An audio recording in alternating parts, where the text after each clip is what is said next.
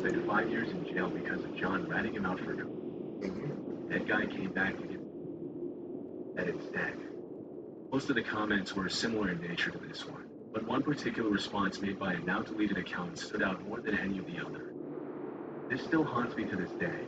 As kids, we had a hideout in a dirt cliff/cone. This is the best approximation I could find on Google. He's 3 times taller and probably 10 times as long. There was a neighborhood kid who, in hindsight, was probably mentally handicapped in some way, but to us, he was just a weird/creepy kid.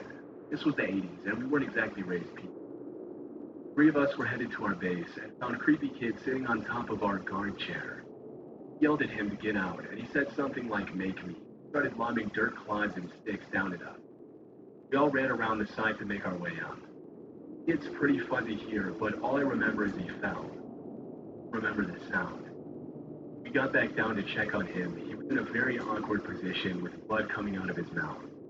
We all just freaked out and ran home. And as far as I know, no one has spoken a word of this to anyone. Didn't go back for over a month. Never said a word of it between us. And this was the 80s, so media wasn't like today. Chances are I got a small article in the newspaper B section. Missing mentally disabled child found dead after fall, or something like that.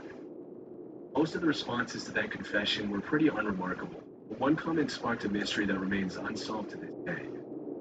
Did Scott Kleesholt went missing in 1988 in St. Charles, Missouri, correct? That would make you around 10 or 11 at the time he went missing. Would have been 9.